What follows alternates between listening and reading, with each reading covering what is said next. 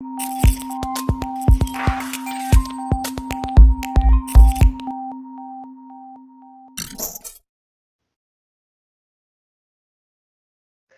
welcome to podcast episode 2.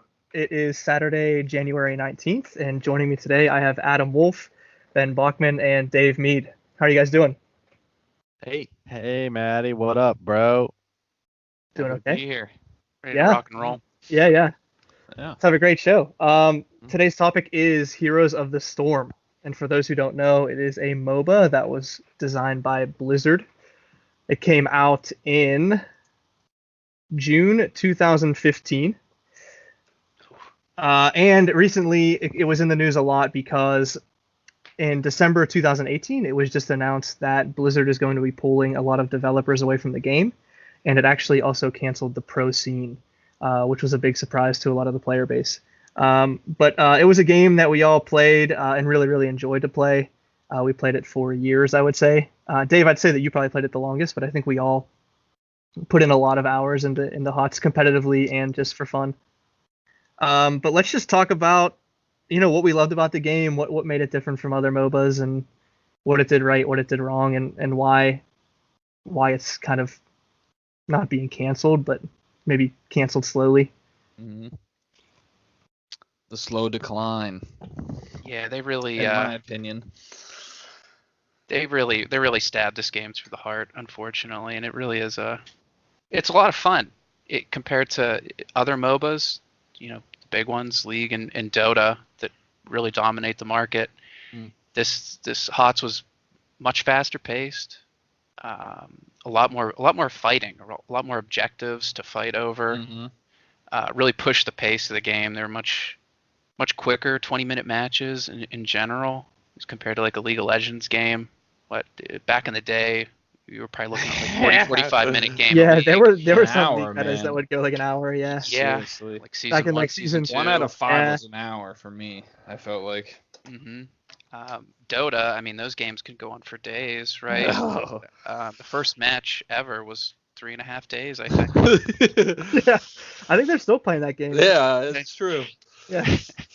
Oh, they just got a turn, I think. Dota 2 released in July 2013. I think it's the first game still being played. But I see here. So Dota 2, but originally there was, Dota 1, right? Kind of the origins of this whole MOBA, the start of where League of Legends got its start. Heroes of the Storm. They kind of owe it to a fan-made mod, which is pretty cool.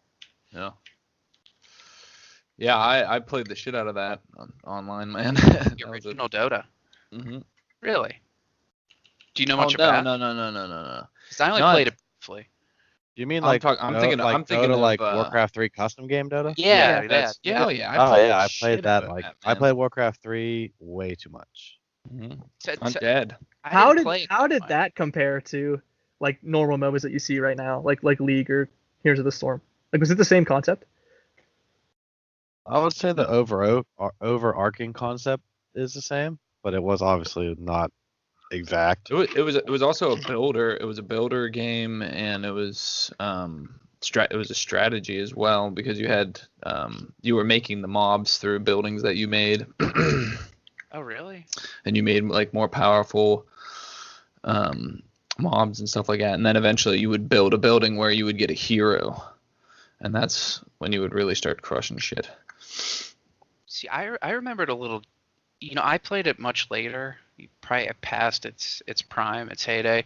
I remember there being like multiple maps, even, but I do remember just starting as a hero class. I don't remember building as much. Oh. Maybe I was playing a different version of it, because I think.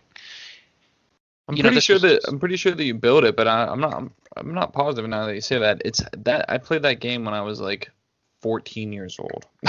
Right? Yeah. Probably. So this genre has been around for a while, but if you really think about it, that you built. And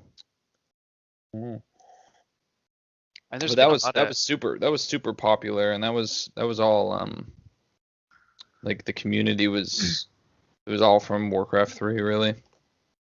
Well, the basis of World of Warcraft, essentially, where people like started to get into that. Mm-hmm. I found it kind of surprising that, Adam, like you said, the current day MOBAs are basically based on the original Defense of the Ancients, which is a fan made, Warcraft 3 mod that, grew in popularity, obviously, into its own genre. But then League came out in 2009. Was a huge hit, obviously. It was the most popular PC game in North America and Europe by July 2012. And then Dota 2 came out. It was released by Valve in July 2013. And then Blizzard didn't make their own MOBA until June 2015. When, like, I would say that League and Dota 2 were, let's say, two of the most popular games on the market. Maybe they could have been, like, the most popular two games on the market. And then Blizzard just kind of came in with, like, this somewhat different MOBA that just never really took off. When they had the original Dota, like, pretty much in their hands to begin with. Yeah, it wasn't. I remember at that time. I don't know if they just who decided not to team up with the other, but I feel like Blizzard just kind of let that. Probably could have made some kind of claim to that IP and just kind of let it slide through their hands.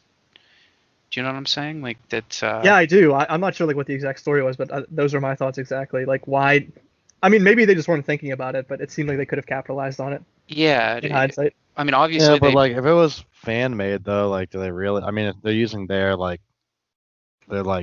game creator, like the game creator, but like it's not like they made up the game exactly. concept. But they could have hired those people that made it, right? Oh, I mean, that definitely, probably yeah. wouldn't be unheard of. I'm sure it's happened multiple times where modders, content creators in the community make something great, and people like what they see. And Well, yeah, I mean, it was already like being coded like into their software and their games, so like they definitely knew how to do it. Even if they didn't hire those specific people, like I'm sure that they had, like they knew how to design it from a game perspective. I think it might just be like a hindsight thing where, like, who would have thought that Warcraft 3 custom game would have turned into like one of the biggest like gaming genres ever. Really, there were big. I mean, Riot Games. Yeah, it's a big esport right now. I mean, there was a few before that. Blizzard, they had their own. StarCraft 2 was huge in esports probably before League of Legends really even took off. Mm-hmm. CS:GO was also, or maybe it was just Counter-Strike at the time, was also massive. But it feels like League of Legends.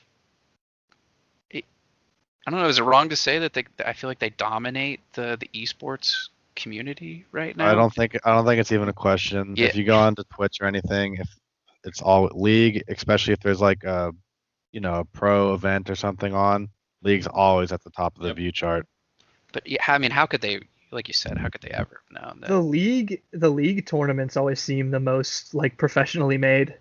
Mm-hmm. Yeah, the broadcast. Like people try to make, like Fortnite tries to do them, and like Hearthstone will have tournaments and things like that, or even like Dota 2, but it's just not the same. Yeah, no, like the league production. Yeah, it's amazing. Is very like high end. Yeah, League's marketing is actually like fantastic. Oh yeah, they do a great job. Mm-hmm.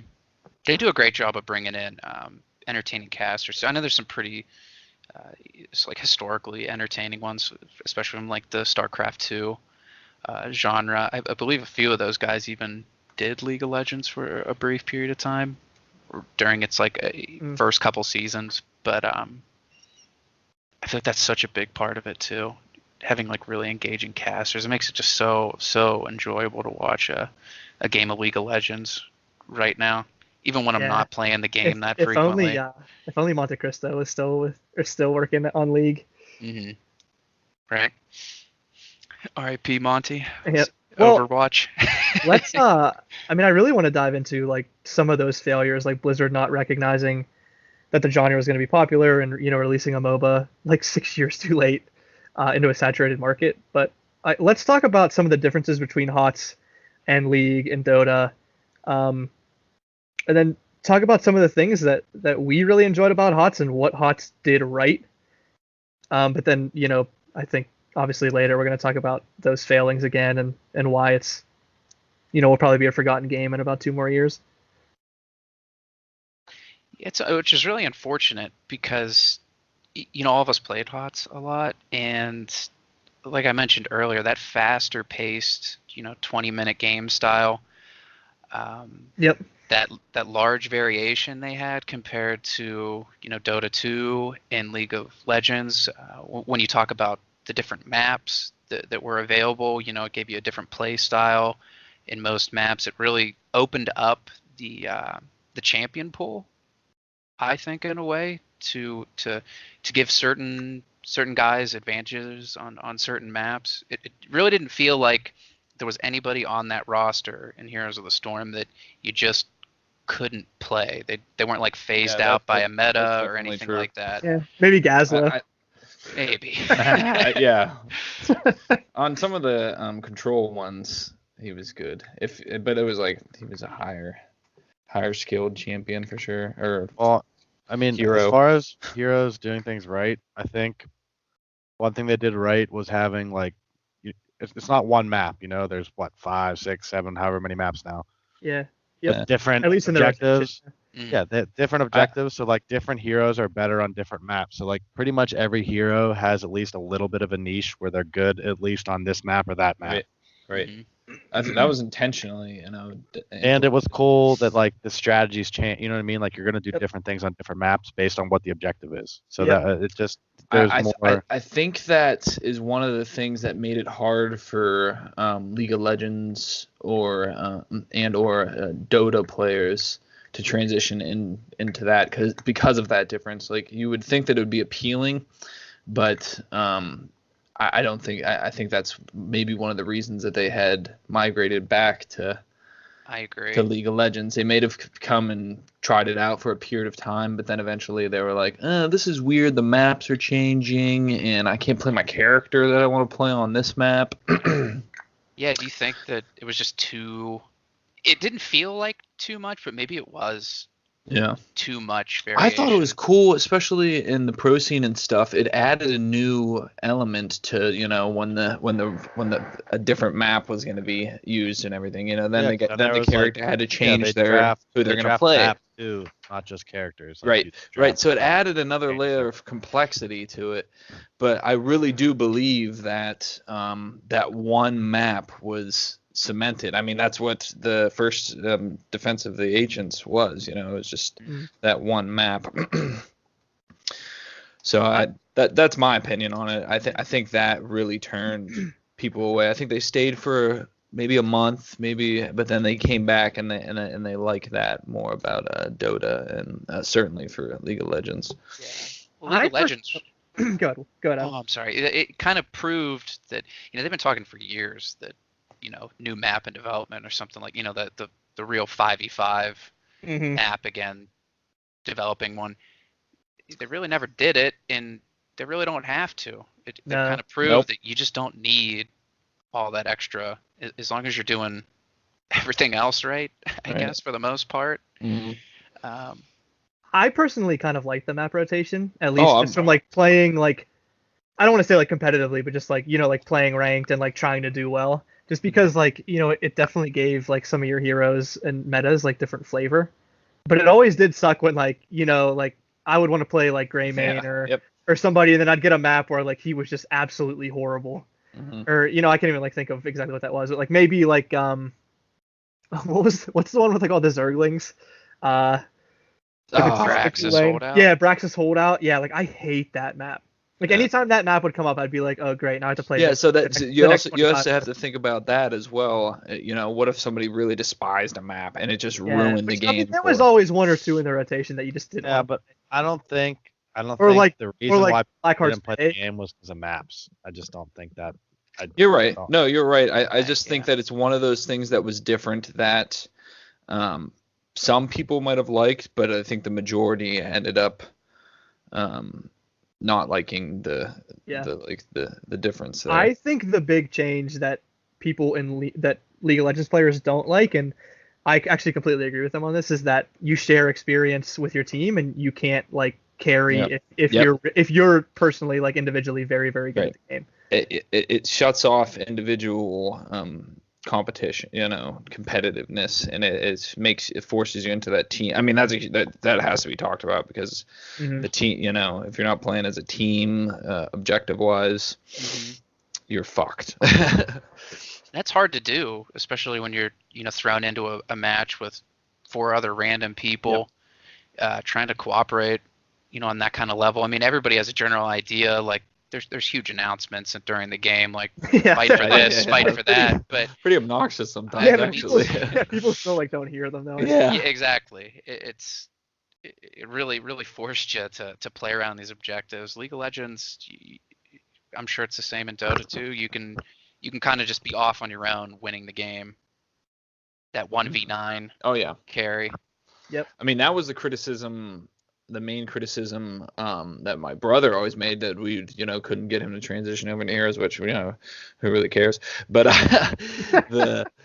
the thing is, he always said, I don't want to be I want to be doing my own thing in my lane, and I want to, like, as an individual, push forward and get us the win. And I think, like, a lot of league players have that mindset, especially if they're solo. They're not like being huge team players, even though it does help. Obviously, it's still a team game. Yeah, the other thing I really liked about, I think that HOTS did differently than other games, is that they didn't make you buy items. Whenever you went back to the shop, like, to kind of power up, and like I really didn't. I mean, we've been playing League again, and I mean, like, buying items is fine, but like I don't miss not buying items. Yep. It actually kind of made the game kind of nice. Oh yeah, and like Heroes more faster paced in that regard. Like if you went back, like with mounts and stuff, you're back in the lane like really fast. Yep. Whereas League, it's like a lot more of a process. Yep.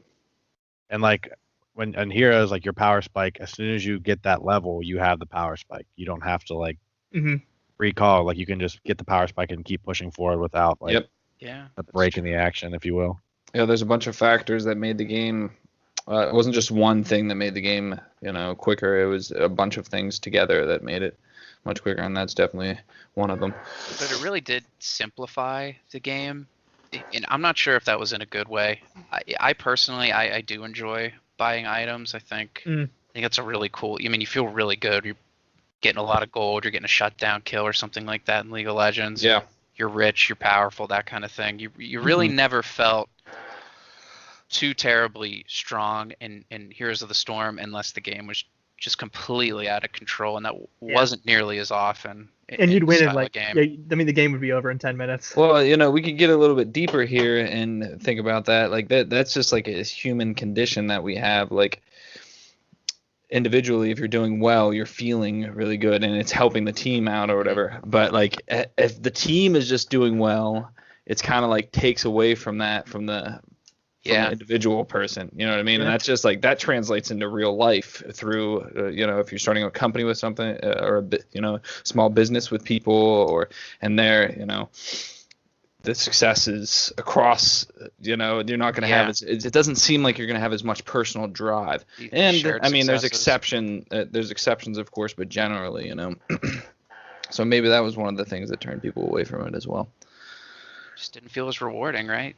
I think all the things that we talked about definitely are somewhat of factors, but I think most important factors are, one, the market was already like saturated and had like popular games that people were really, really committed to, right? Yep. And then two, the marketing for that game, I feel like it was basically non-existent. I don't think there was a lot of like marketing or hype around it whenever there very easily could have been. Oh yeah. On, like, so what Blizzard being Blizzard. Let's throw some ideas around like why they wouldn't just market the fuck out of this. I mean, with the lore of all of those super popular games and everything, and the genre, the popularity of the genre, why wouldn't they just market the shit out of this and make it a success? It always did kind of just seem like it was like an afterthought or something. It was very strange the way that they even like spoke about the game. Yeah, I agree with that too. But I think the biggest reason after all we've gone through is honestly timing more than anything. I think if HOTS would have came out in like 2009 or something, it probably would be a very popular and successful game. Kind of like League and Dota. I think like it was too late to the party. I mean, that's so essential for so many things, Yep. across the board. Well- Timing. well, I think that a big thing, which I think it ties right into the timing, is that like whenever League was already in popularity, there were a lot of popular streamers and big personalities that were like streaming on Twitch or that you could see like play every week, and kind of like root for your favorite team. But I think that like the reason that League got so big, other than it being like a super fun game, is that whenever players play League, especially like younger kids, they think that if they put a lot of time into it and they get really good at the game, then they can maybe be like a big time streamer or a big time pro, and that's like something that they strive to be. Whereas with Heroes, there's really the scene isn't there. I mean, there were pros. I mean, there's not For a period of time, it seemed like they're the popularity and the fame that comes with League just does not exist in Heroes. Yeah, and I think too for Heroes, like even like the HGC and stuff, like the Pro League, wasn't that popular, and it wasn't like Mm-mm. I don't, you know what I mean? They never like that was never really marketed or like built up either. But I think the real thing it all comes back to is just too late to the party, right? Mm-hmm. I think if it would have been a thing, 8 years ago or 9 years ago, or whatever, it would have been fine. But the timing gotta get there early.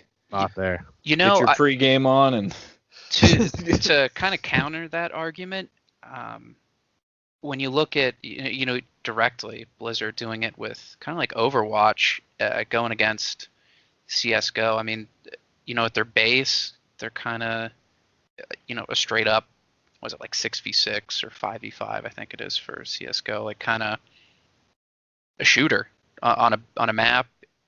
Granted, one's a little flashier than the other. They play a little bit differently, but Overwatch came so late to that party and the genre, and it really, they pulled it off. I'd say it's, I personally don't like watching it, but it's doing really well. That professional scene, that game in general.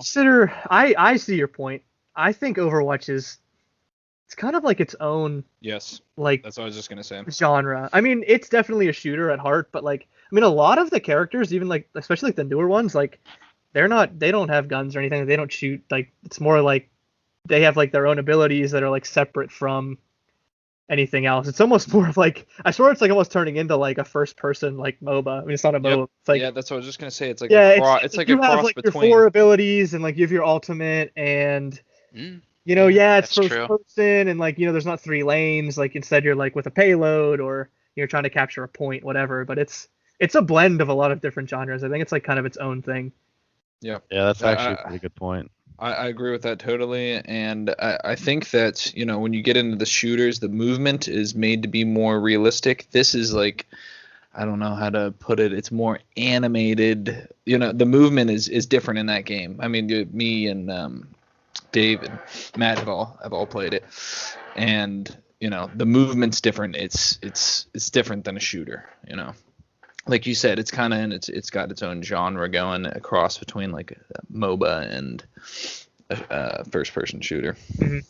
Well, let's talk about some of the, like, other than releasing late and maybe not marketing well. I mean, what were some of the other things that HOTS just didn't do well enough? I mean, we already kind of talked about the ability to not being able to solo carry a game, which, I mean, I think really separates League and Dota from HOTS and makes them a lot more popular. I really think that's a huge reason for it.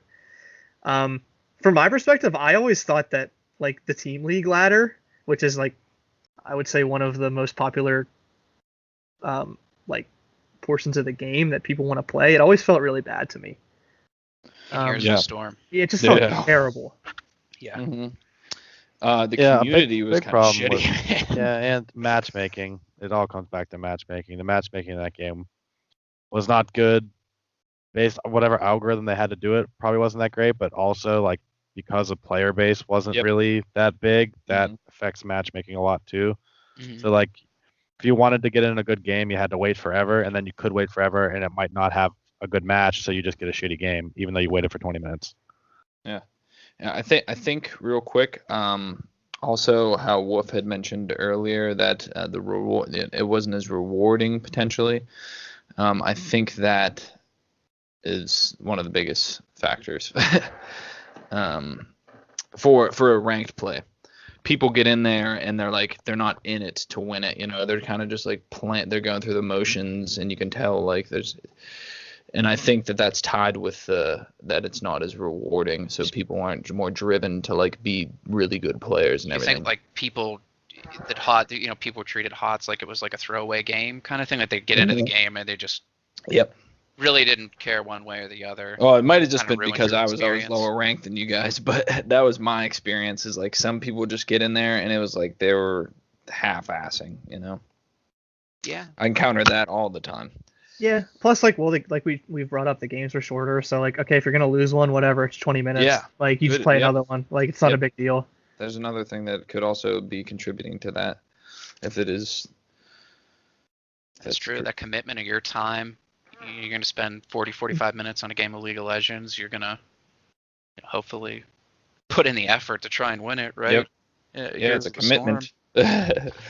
Hell, 15 to 20 minute matches isn't unheard of. It's pretty common. Yeah, tear through those pretty quickly. Yeah, you could get through a hell of a lot of games like that, but like you said, it's probably if you got a team clicking, man. 15 minutes. If you had a team. Oh yeah, I swear we've had games with like Sylvanas where like she could just use her passive on the towers where like we'd finish a game in like 8 minutes. Yep. You're just like. I think it was like low teens. Yep. Like 11 or something like that. It was like my lowest game. Yeah, like your team would be like level 12 and their team would be like level 7 or something. Mm-hmm. So we're saying it's just too fast paced. It would be like a bloodbath. Potentially, I think so. Maybe there wasn't the balance wasn't good enough, Yeah, you can say that.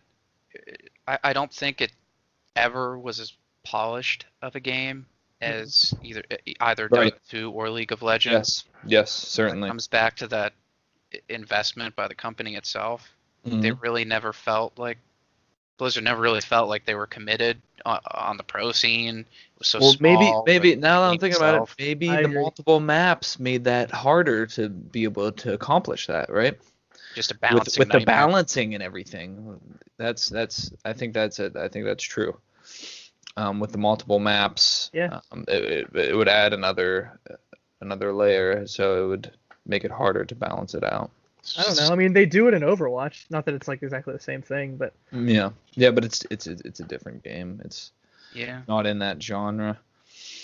I guess if you put enough people on it, and you have a big enough player base to work that kind of thing out, maybe it's not completely impossible. But it seemed like maybe their staffing, the player base to keep coming back to being so small, it just wasn't worth the effort to try and fix this game that was good in some aspects, that it was super enjoyable, but it never felt like it was ever going to be a great game from the beginning, unfortunately.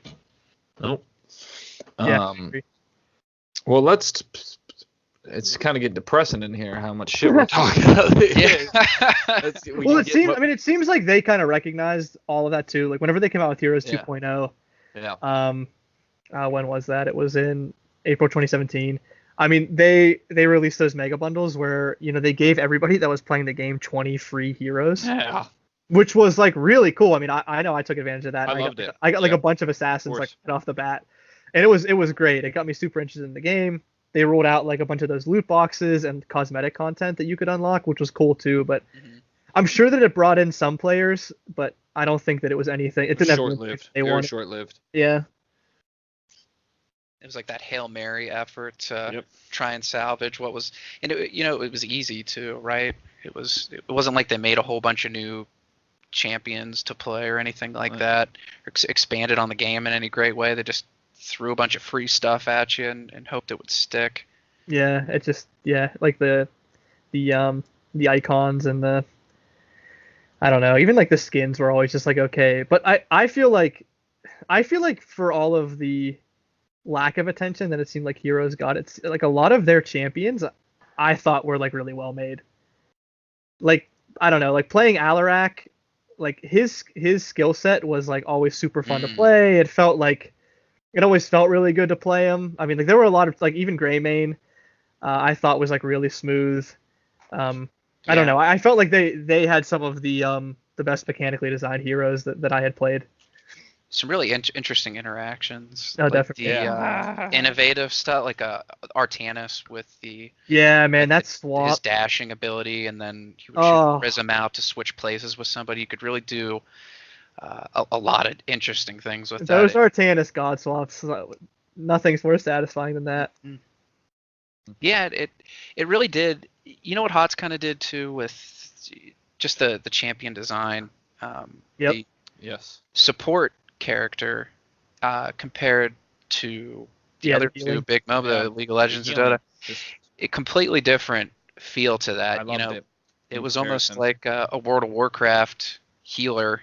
You could really pump out a lot of healing, whereas you really don't get that in a game of League of Legends. It really isn't. Yeah, it made some team fights around objectives super long and super fun. Yeah. And like really intense. Like I used to play a lot of Lucio, so like when you get like a big ult off, or like you'd heal somebody when they were like pretty much like close to death, it always felt so good. That like you could turn the fight around. Yeah, those are the things that I liked about the game. The mobility that was particular to different characters. Being Dahaka, being able to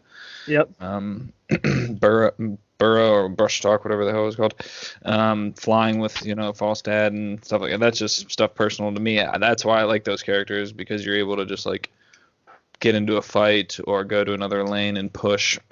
And that was it seemed like the characters were the main way that they were implementing stuff in the game, obviously, because they didn't have the items. And yeah, exactly.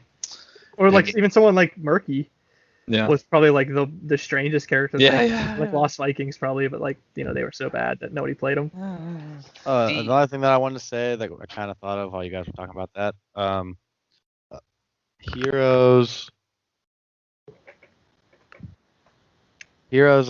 kind of you didn't just get blown up as much as you do in League. Mm-hmm. You know what I mean? You're a little more durable. It's a great point.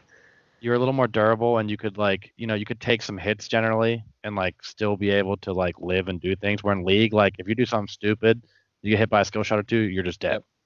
Yeah, and that does feel bad in League sometimes. You make like one wrong step and like you're just gone. I mean, you usually adapt to it. If you've played League in the past, you adapt to it pretty quickly. But when I first, after we picked it, picked it up, it's been like 3 weeks, maybe a month, since we picked it back up. I'm already getting used to like, hey, tread carefully, get your wards down, Yeah. There's you're just gonna get blown up. So much burst potential. There really, like you said, there wasn't that in HOT. Maybe there's 2 or 3 characters that could. Yeah, I mean, you could get blown off the map in explode you, HOTS, but it was more of you had to really mess up. A team effort. that. Yeah, right, and like or an it's usually unbalanced not hero, it new wasn't hero. just like one person killing you. Right. Yeah. That's a good point. Like you said, like not the one person killing you. HOTS didn't always feel like the most mechanically rewarding game. Like with League of Legends, I feel like there was a lot more room, and there still is, for making an outplay.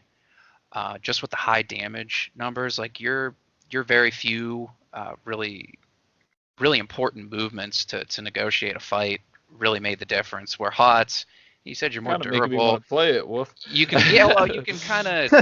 You don't have to be as tight with your movement or anything like that. It was a much easier. Yeah, you could get easier caught. game. You could get caught in a bush, Mm-hmm.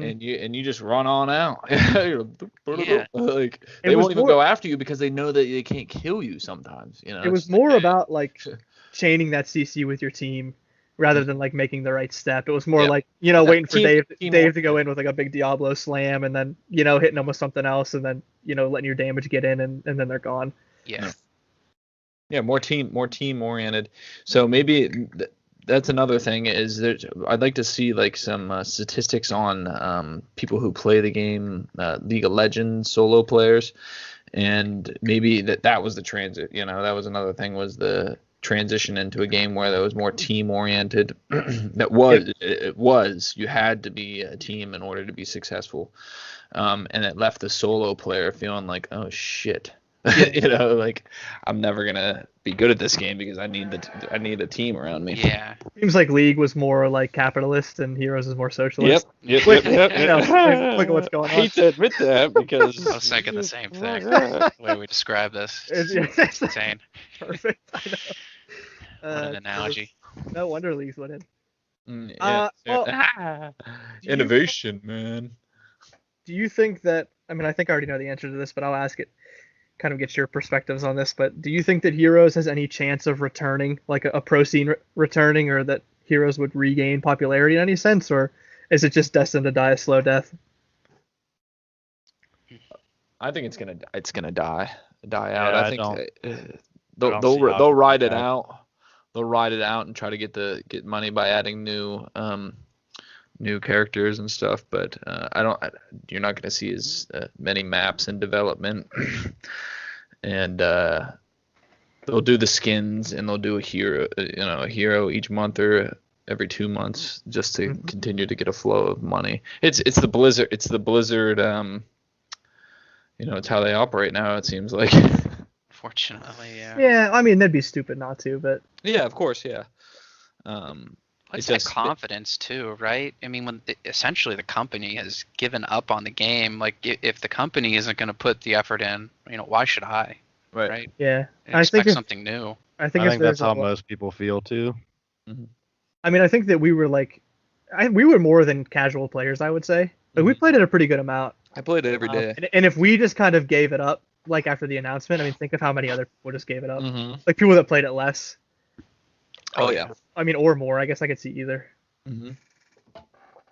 Yeah, and a lot of the HGC people, like the pros, like they've been streaming League of Legends and stuff. So Oh, I didn't know that. Really? that kind of there's a lot of streamers, like hot streamers or HGC people are now on League and they Wow. stream it. Shit. So Karma's a I would bitch. say that's pretty much nail on the coffin.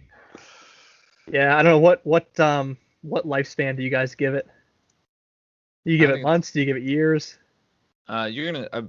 If I had to guess, player base is gonna be steadily falling, and then after a certain point, it's gonna die out. I think it'll be a steady decline, and then it'll just people say no one's on here. I can't get in any ranked games. Maybe. You'd be surprised. I mean, there's games that online games that been around for years, and I guarantee, like Final Fantasy 11. We brought that up. Don't get me started, man. Well, we love that game, but it's such a small player base now. It's still going. Yeah. Granted, that's a subscription base, but I wouldn't be surprised if HOTS is still around for years and years and years, just as a totally inconsequential game. But yeah, I'm thinking never really goes away. I'm thinking 2 to 3 years steady decline is what I think.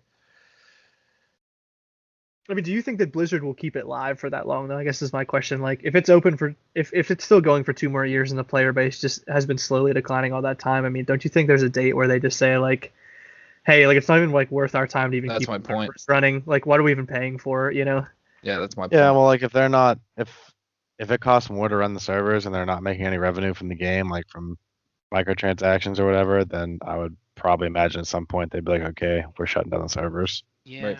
Because that game is all microtransactions. There is no subscription to it or anything like that. Mm-hmm. Yeah, it's free to play. I would say that, like, I don't know about you guys, but, like, I swear you, like, couldn't even buy anything in the game anyway. There was no currency system. It was like the worst monetized. There was game I've ever seen in my life. I swear, like, I used to want to buy skins for events and stuff, and like you almost couldn't even use real money on it. There was like no way to do it. Yeah. It was the worst design. I don't know who came up with it. Like, well, I mean, you had to just buy the gems or whatever. Yeah, Blizzard, take my money. I don't know. Wouldn't do it. You couldn't always use the gems though. Some you could only use the shards on, like the purple. Oh yeah. Like the purple Dorito chips. The spicy sweet chili Doritos. Yeah. That's great. You're right. They would kind of like lock you out, play more to get them, wasn't it? Yeah. You had to play. It was weird. You had to like open up the loot boxes that you would get from leveling up a hero and like pray that you would get like some duplicates so you get the chips. I forgot about that. You're right. Yeah, it was bad. Yeah, I mean, that was one of the reasons that I liked playing the game, is because I knew eventually I was going to get mounts and skins and stuff, like just going to be rewarded just for playing the game. So I mean, that's one of the things that I liked about it. It was nice. Yeah. Mhm. Felt good getting a free Getting a skin nice every skin. once in Yep. a while. Yep. Well, let's jump into just on that same line of thinking, like, yeah, like what did you really like about the game, and what are some of your favorite HOTS memories or champs or maps? You seem to have some thoughts about that. No, but Matt, who was playing that one time? I think it was a quick match. It was like me, you, Justin, and Jacob. You remember that shit on? Yeah. What was that? What was the map with the boss that shot there's fucking Towers of Doom or whatever? Oh, I remember that. Yeah. You remember that, man? Justin was Tychus. I was Lucio. You were Dahaka, right? Yeah, that was great. And Jacob was Murden, or who the hell was he? He was Murden. I think he was Murden. He just he's like, all right, I'm gonna start this off. It just gets blown the fuck off. Wait, there was three hits left on. Yeah. What was it? Was a real close game. 3 hits for each. Yeah, it was the final fight. Yeah, we had to go for boss. Right, and Jacob was up there for some reason, and he's like, yeah, I'm gonna. They were doing boss. Yeah, they were doing boss. Sorry, this story is kind of fragmented and silly because I'm running it through my head right now. But they were doing boss, and we had to get there to stop them from the win. And Jacob's up there first, and he's like, yeah, I'll handle. He didn't say that. He said, yeah, I'm gonna jump in here, man. And he gets blown. He's not even a part of the fight. And then 2 minutes later, we get up there and we beat them 4v5. Yeah. Take the fucking boss from them. It was a great fight. That was one of the things is that I really liked about that game that really got me pumped up to continue to play it, was those close fights for objectives, or those really close games where it's you're just fighting to the last minute. That was that's when the team got together and you were playing well together, and the opposing team is doing the same thing. That really added an element and a cool aspect to the game that you don't see in the other MOBAs. Yeah, With the other MOBAs, it's you're usually just fucking someone up, or you're getting fucked up. You're getting a pick, you're killing one guy, and that's the game. Yeah, the use of the different objectives in the different maps, if both teams were already level 20 and a lot of the towers were down, whoever won the next objective, you would know that the game was over, because the team wouldn't have time to clear it before it would just destroy the base. So I feel Ben, exactly what you were saying, both teams always knew that last fight was gonna be it. So 20 seconds before that, you're riding over, you're all right, this is it. We're either we're winning or losing right here. This is it. Yeah. That's a great feeling. And I'm sure Dave, as much as he's played the game, I'm sure he has a very large collection of that. Or are you just used to beating the shit out of people, Dave, huh? He was too good. I mean, it was fun, because I was in the master ranks and stuff and solo queue. So I played games with the streamers and with the pros, and that made, when you're playing the game and you're playing with the highest tier of people, it's a lot more fun, because you're it's almost like a different game than when you play at other ranks. Yep. Yeah, I mean, it's cool to see yourself on a stream, or this guy just played in a pro tournament yesterday, and you're playing a game with him. So that was kind of cool. Yeah. Did it feel more intense in those games, later in the game? Could you tell that the team fights were a lot more organized? Yeah, everything was a lot more calculated, and people just had a better sense of the overall macro and how the games work, and and it was, I don't know, it was just it's just a different level of play. People are more attuned to what's going on. Yeah. I mean, playing with you guys in ranked, I know that I was always lower level, and I remember some of the games would be oh yeah, this is him, he's Grandmaster, this dude's Grandmaster or whatever.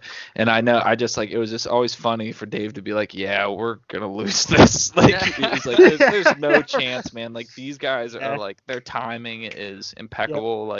They're just rolling, Mm-hmm. doing things you didn't even think were Yeah, possible, it's like, stealing jungle camps on the dude, other they'd side of steal the a, map. they'd No steal idea a where Merc they're at. camp. They'd steal a Merc camp at level 3, and Dave would be like, "All right, like Yep. we're fucked," and I'd be Yeah. like, "Dave, like fuck off, like we can Yeah, still win come this." on. Stop We- being so We negative. get fucking steamrolled.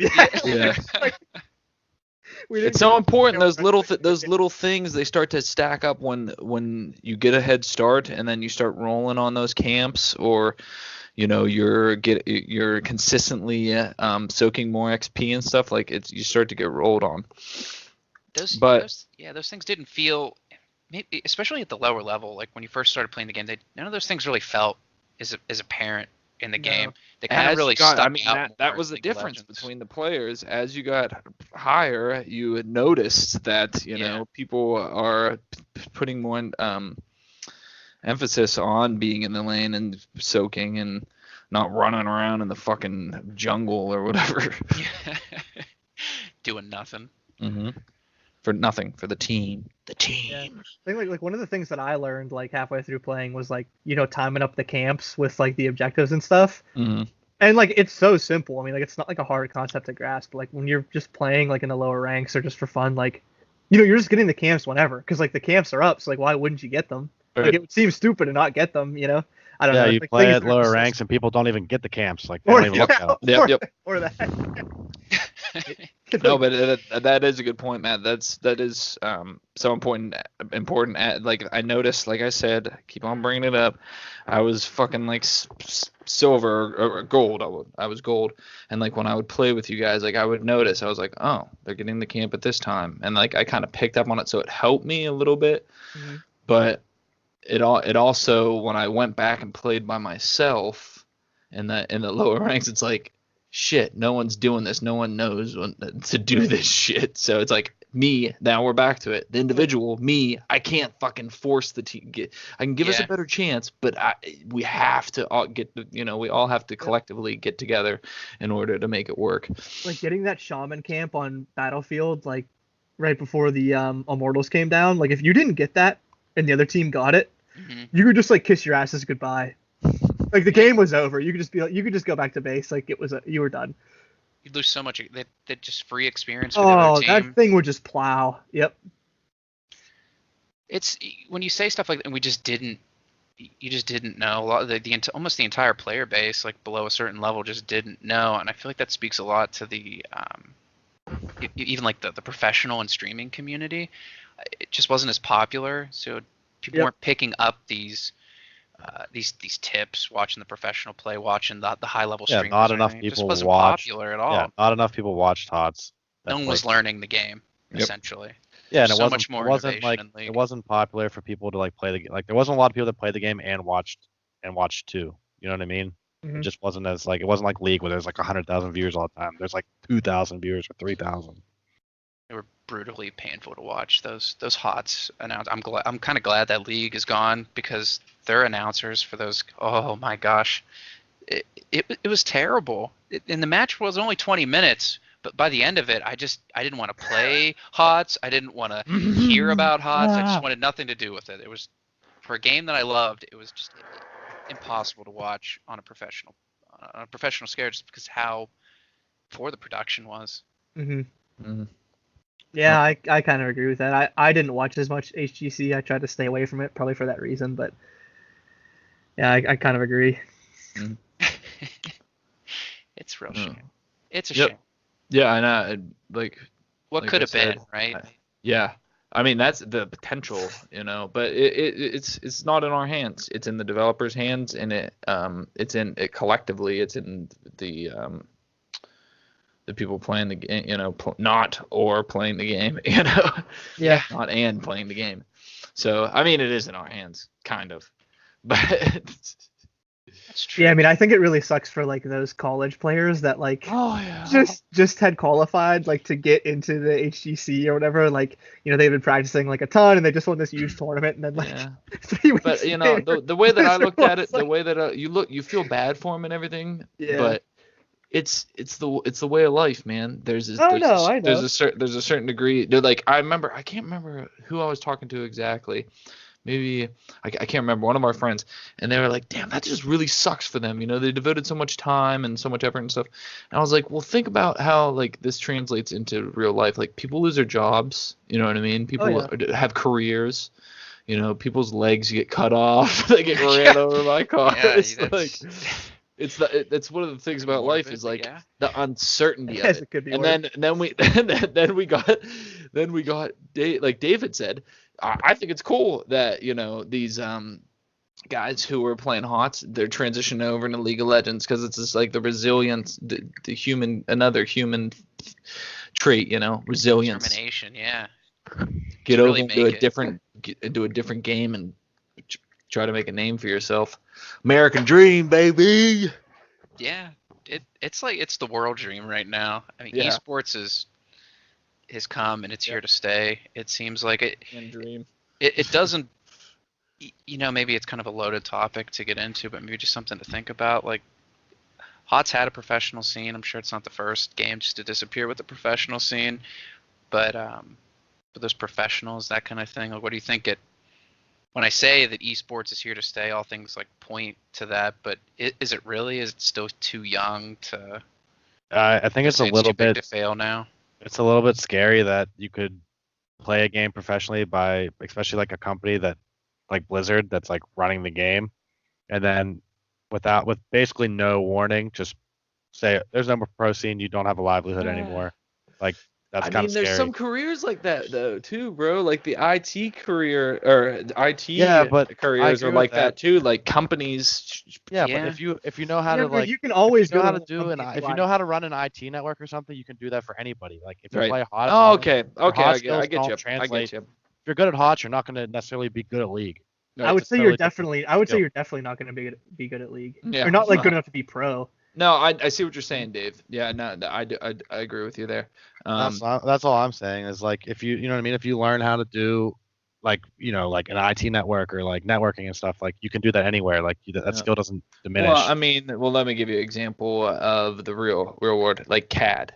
That was a huge thing for a period of time, but because of advancements in technology, people who were doing that for careers, it got phased out. So I mean, it does still translate, but it's more. You are right, I believe. I think there's. It's not like a linear transition. It's like it's. I get that you're still like a gamer and you're still using a keyboard and stuff, but it's the concept of stuff is different. Well, So and then we go that'd be a back little bit scary. to like, well, man, go out in the real world and get a fucking job. You know what I mean? Like, For me, it's just a little bit bro. scary that you can put all that time into something like that and like it just be yanked out from under your feet with like no warning. And it does really show the integrity of these companies because like I don't know, if I was a higher up one of these companies and I was in control of some stake in the company and I saw that these pro players were just going to be thrown out with nothing, with how much money these companies make, it's like, dude, you can't throw them a bone and be like, hey, we appreciate you, like, because they're part of the popularity of the game, the fame of the game, you know what I mean? So like it just shows a little bit of the integrity of these companies. Especially, I'm starting to get real negative feelings about, Blizzard. Well, even just not so much. I don't want to talk about the negative feelings, Blizzard, right this second, but for the fact that this wasn't like some no-name company that was running this game that had a professional scene. This was Blizzard. This is one of the biggest names in gaming, and they essentially couldn't make it work long term. It disappears right out from under them. It's kind of scary that this kind of thing could potentially happen to anybody. The industry could just kind of get the rug pulled out from underneath it. Peace out. Good luck. yeah, put that on your resume, a professional HOTS player. I mean, think about it though, dude. It's a lot of dedication. If you get one of these guys who are passionate about something else in their life, Yeah, like, I joke about it, but honestly, it probably does say something about your character in some way that's positive. Or so. Yeah, but you really got to be looking. Yeah, I would say generally too, like games have life cycles, right? Absolutely. Like most games don't last forever. Yep. I would say Like- pretty much none do, right? Right, like no game like League of Legends in 10 years, is it still going to be a thing? 20 years, it's still going to be a thing? Right. Sure, it might be, but is it going to be what it is today? Yeah, Is I there mean- gonna be that many people playing it? Yeah, certainly. I mean, yeah, to say that individual games, right, have a life cycle, correct? And then think about the popularity of different genres, how they've been in hibernation for periods of time, and then a game has brought it back. Yeah. So I mean that's another interesting aspect to the video game industry, is to see those declines and then them gain popularity, and then some of the genres that are just like put to the wayside for good because they don't fill the potential that they had. You could kind of draw a lot of parallels, I think, to professional sports. Hmm? The NBA, NFL, MLB.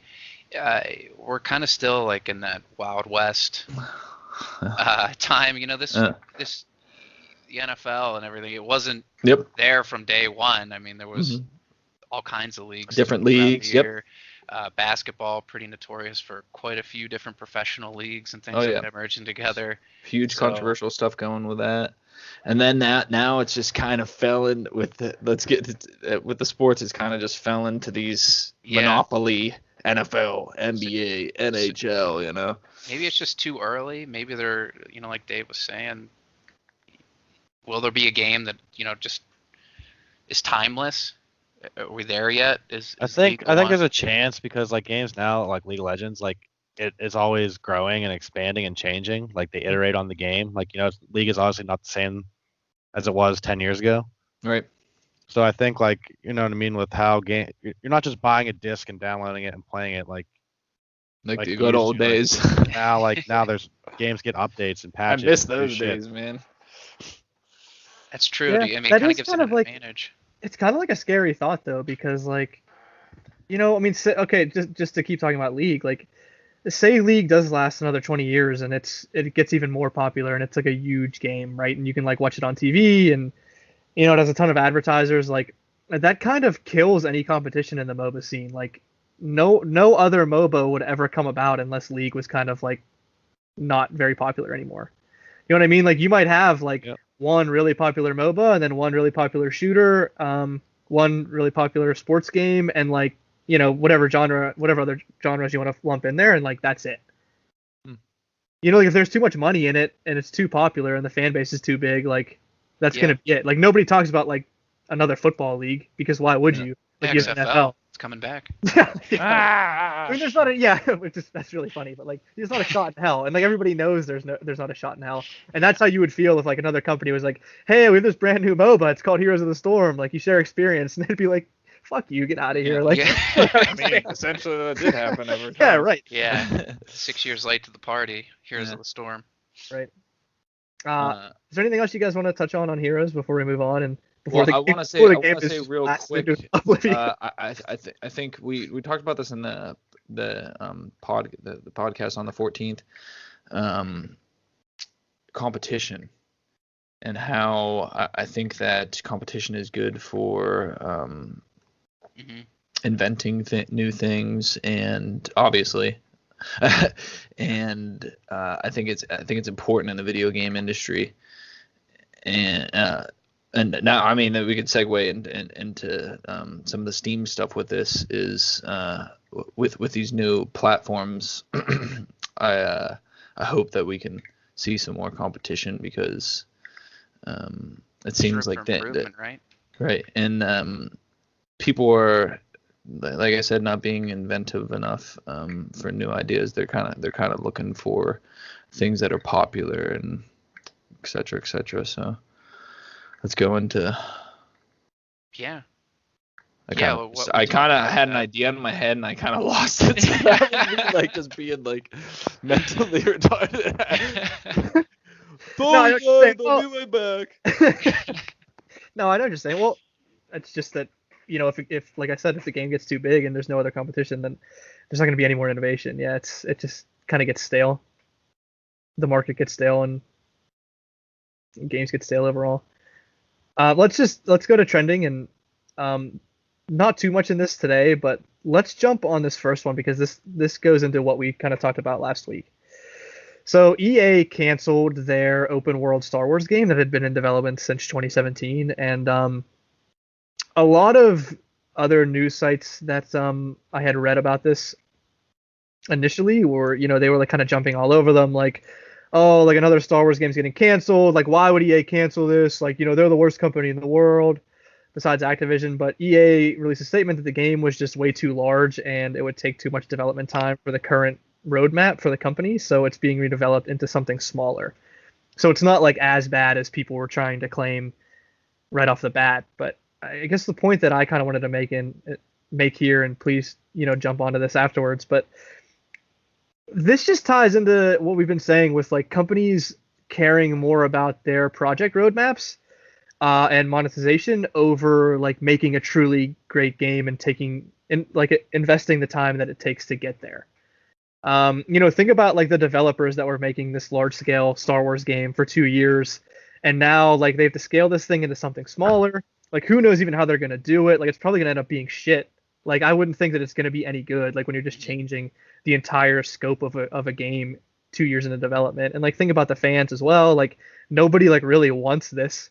Everybody wanted the larger game, and now they're just gonna make this. So like, again, like, so we've talked about it before, but I think we should continue to discuss it. Like, when are developers going to stop thinking more about monetization and project roadmaps and go back to making great art? I don't know if they will. They're not. It's just such a big industry, it's already man. saturated into the industry. There's so much money to be had. Oh yeah. When you're a publicly traded company, you're beholden to stockholders, and you have to make a profit and grow. Yep. So the opportunity cost of like making a game like Hearthstone or Clash Royale that's like pretty simple but has lots of microtransactions and stuff, you're not gonna develop a game that's gonna take years and years and years and years and years whenever you could be just making all that money doing something easier and more microtransaction based. It's true. Yeah. I mean, we talked about that on the 14th as well. But it's so true. Yeah. I mean, that's just the fact of the matter. It's all they got the hooks. They got the hooks in it. Yeah. I guess the bigger question, I mean, I understand why it's happening, and I mean, from a business perspective, I understand. I guess like the bigger question that I have is like, does the industry ever turn around? Like do big companies that make the switch to just like go for monetization over great games, like do they ever start losing money? I mean, I think that we're starting to see that they are. Yeah. Like the stock prices look terrible. Like people are like saying like, these companies are like putting out like shit for games. Like, right. I think do there's these going to be companies there's pushback, I mean, yeah. I mean, do the companies ever change or go out of business or anything, or like, what's the industry going to see in 5 years? So I think the question we have to ask ourselves is are video games so popular that that's not a possibility, and have they reached a point where that these companies that it's so monopolized that the little guy who's passionate about something that has a great idea, is he going to be able to squeeze his way through in order to produce something? It's just so few and far between. I think we touched on it briefly last time. The most recent one that comes to memory is the Witcher series. Yeah. And I mean, they weren't like an itty bitty company, but much smaller than something like EA. They went ahead and made really a masterpiece series of games. Really a lot about the art as opposed to the. You're talking about like the lineage of it, like you're talking about like from the beginning to now, and now there's actually a game that is relevant that they made in closer to present time. Yeah. Well, I mean, you're saying like the little guy can they compete?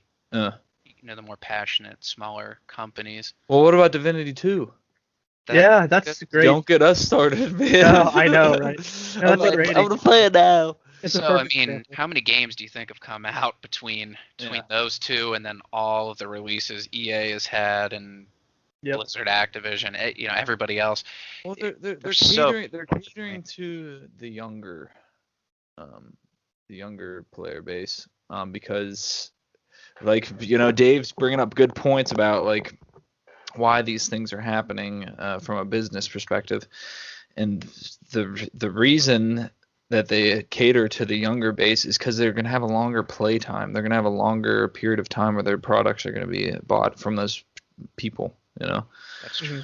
So it's just another mechanism that is happening naturally because of money, you know. And it's how these things get made, so it's important. I'm not a fan of EA, but you know, I really can't blame them in this situation. Personally, I really want a really large scale Star Wars game. I was a big fan of the Knights of the Old Republic games. Oh, yeah, baby. Those were large scale RPGs for their time. Mhm. And Yeah, it would've been really us great to 12 see a years new old one, in the but- basement. Yeah. Your mom bringing us down plates of dinner. Yeah. Like, what's for dinner, Shelly? Hours and hours. I was just watching you play the game, man. That's how much we love that shit. Those games I are kind think to go back to Maddie's question about like if the stock prices are tanking everything, like what are they gonna do? For me, like even though their prices are are going down and stuff, like is their solution gonna be, oh, we're gonna go develop a game for 3 years and put a bunch of money into it? Yeah. Like I don't think that's gonna be the solution, Mm-hmm. or like there's no way that's gonna be their solution. Right. So I think the only way to get back to like the really great games again is gonna be kind of like, you know, like new startup companies that get like crowdfunding or something. Yeah. That have like don't have the pressure necessarily to make money yet, and are just like getting money from crowdfunders or whoever, Right. to make something cool. And like think that would be how Yeah, very the gaming industry could be resurrected or reinvigorated, or Correct. whatever word you want to use. correct. And I'll give you an example. That is happening is through YouTube and regular and the typical media outlets that controlled most of the power for a long period of time. You know, now there's a transition where people have more of a choice, right? So how would they implement that with YouTube, you know, and the podcasts and stuff? Like people have more of a choice then. How would they implement that, you know, into the video game industry? Is the question. Will it happen? You know. Yeah, I mean that's a good question. It's kind of hard to answer. I would Well, say. no, I'm not looking for an answer. Okay. That was a question more to like the viewers, you know what I mean, and like just to think about, you know, like that, but, you know, because you always hear it's mostly because I'm watching smaller companies who are, you know, trying to fight the media through Patreon, you know, and their own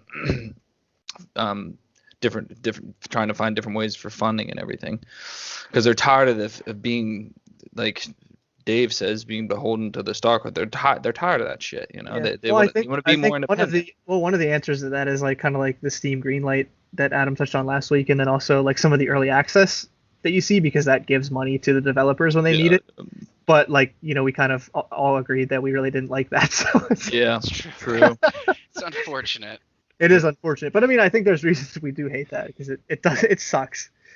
Everything about that system sucks. Great idea, right? Like you just laid it out, like saying like, wow, you know, I would love to be able to help out the little guy that's going to make the next great game, but yeah, and I mean, yeah, and that's it. It's early access. There's so many people that took advantage of that. It feels like, and just put. Well, I mean, really did we know that they took advantage of it, or is it just really hard industry and yeah, is it just it's just really hard to develop games and stuff like that? We don't know. I think it's a little bit of both. Yeah, of course, yeah. Of course they want to make their money and everything, just like the large companies want to make their money. No Man's Sky. I don't even know if they did come out. But they felt like whenever that came out, I felt like, you know, everybody had kind of gotten cheated with that release. Like that felt really scummy to me. Yeah. And like I don't think that game will ever bounce back. Just No. due to that, because it was like the worst release ever. Most of the videos that I saw, like the most popular videos, was just them ripping on it. Like this is like. Yeah, well, they were like claiming that there was multiplayer and stuff, and like there just wasn't. Uh-huh. Yeah. Like you can't do it. It's false advertising. But anyway, let's jump into this last article here for the day. And 2 points to make on Steam, and this ties into the announcement from Epic Games that we touched on last week with opening their own store. So Steam came out with kind of like their own announcement, and I feel like it indirectly responds to Epic's announcement for their own store. So the Steam library is getting a rework. It's going to be using a machine learning algorithm that will be better at recommending games to players based on their tastes.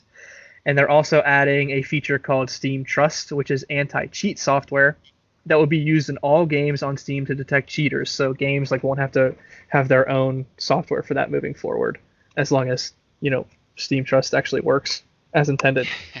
And then also there was another article. This wasn't the same article, and this wasn't published by Steam, but it shows that the Steam player base in 2018 it had 47 million active users, on average, 90 million monthly users, 18.5 million peak concurrent users, and then another huge piece just to this player base is that in 2012 it looks like Steam barely had any players in the Asian market, and now in 2018 the Asian player base is pretty much just as large as the North American and Western European player base. So just the point I want to make here is that we talked about players moving over to Epic to help developers and stuff like that, but Steam really does have like a huge stronghold on these users. Now they're rolling out this Steam Trust. They're rolling out this Steam library thing to have players get recommended games that they would like to get an uptick on their sales. What do you guys think? Like, do you think that these new features are good enough for developers to want to stay with Steam even with the prices not being as good as Epic's? Early to tell.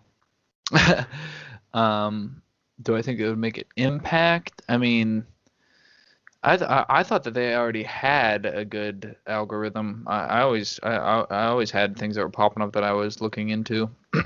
So if they're gonna make that better, then shit, yeah, I think it'll probably make a difference if it's more pleasing and easy to navigate. Because and I will say that it is hard to navigate sometimes in Steam.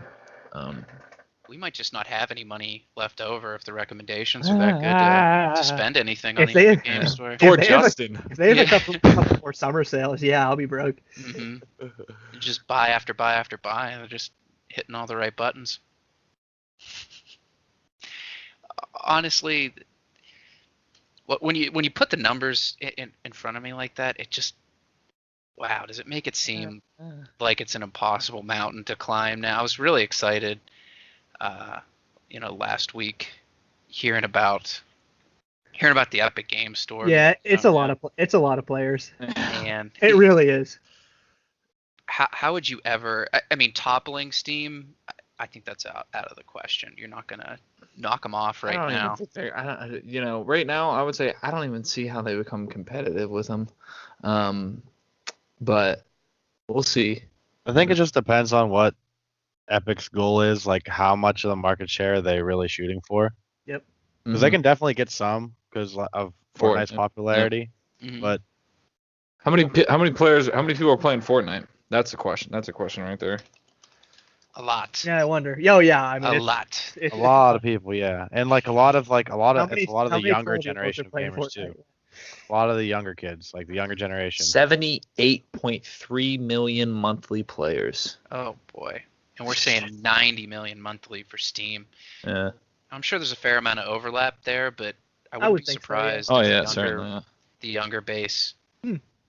I'd like it, dude. Hey Matt, when you pulled up that Asian or that the Asia statistics there, what did it give any insight on why that is?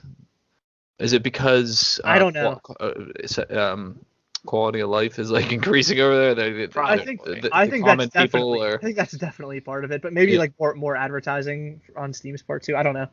Yeah, that's interesting to me. I'd like to look. I think if they want to like overtake or like be like 50-50 with Steam, it'll be like one of those things that will take time because they have to like try to lock in the younger generation. Yeah, I would say the younger generation isn't probably. I mean, this is just me assuming or what I would think. Is that the younger generation Steam is more like like older veteran gamers, I would say. Mm-hmm. I think that might be fair. Right. Yeah. And like I just don't see many 12-year-olds or whatever being on Steam. For me, I just don't see that. Yeah, like I said, it is sometimes hard to navigate in Steam, but it seems like that they might be working on that. So for me, like if they wanted to get to be super competitive with Steam, it would just take time and for them to like capitalize and overtake the younger audiences that are growing up, you know. It seems to me that like the big question comes down to what developers value more. You know, do they value making more money off of each sale of their game, which is a huge deal, or do they value Steam's market and player base over that, 18% bump in their cut? No. It's like, can they sell more? Are they going to make more money with the 18% cut on Epic, or are they just going to sell so much more on Steam just due to the player base and the algorithm, like getting recommended, that it doesn't matter about the cut because they're going to sell 1 million more copies on Steam than they would on Epic? That's a very good point. Well, it's probably too early for them to even worry about this right now. But do you think like the Division 2, what they announced, Epic Games, was where they're going to be exclusively sold? Do you think that there's going to be any kind of like backlash as far as maybe Steam just won't sell the Division 2 on its platform? They'll start, I don't know if it'd be like a contract locking out companies, producing games from exclusively selling on one or the other. You can't do both in the future, that kind of thing. Well, the Division 2... The Division is strictly going to be with... strictly Epic, yeah. I know that, that they said it, but I mean, do you think that... I don't know. Maybe. Do they turn around and Oh, okay, I see what you're saying. You're not you have like a little mini war? Maybe. You would figure. You could just see them squashing this whole idea. I think, I guess they could try. I mean, like the point that I just brought up like a minute ago, I think like, as you see more people move over to Epic, like the Division 2 did for that 18% cut, the less that Steam has to offer with the player base, right? Because like Epic's player base will be growing and growing while Steam's is like staying kind of stagnant. So like if Epic does well for like a year or two and their player base starts to like kind of match up with Steam's and they're giving a better cut, I don't know why you'd even have to really go to Steam. You'd at least want to go to both, but like, why would you go to Steam just to make less money? I don't know. Wouldn't really make sense.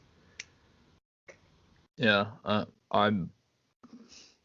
don't know. Steam's just so big right now. It's you really can't tell what's gonna happen with this. You can speculate all you want, but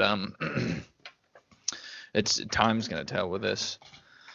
And we're gonna have the facts as we go along with these podcast people.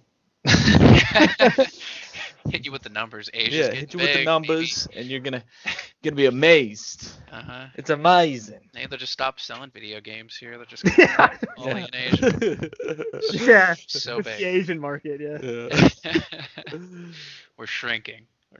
This gives a little bit of perspective on the mobile. Look at the no, I don't know what I'm talking about. We need to get we need to end this. I know what you're saying. I got baby brain going on right now. All right. Yeah, I think that was enough. It's everything that I wanted to hit at least. Does anybody else have anything that they want to add to the list, or closing remarks? Are we good to go for this one? All right. Well, thanks, guys. It was a pleasure talking about the good old HOTS. Yeah, I hope we get to keep talking about it and it's not completely gone. Yeah, we'll see. Yeah, thanks, guys. All right, have a good night, guys. Bye, boys. All right, talk to you guys later. Adios, everybody.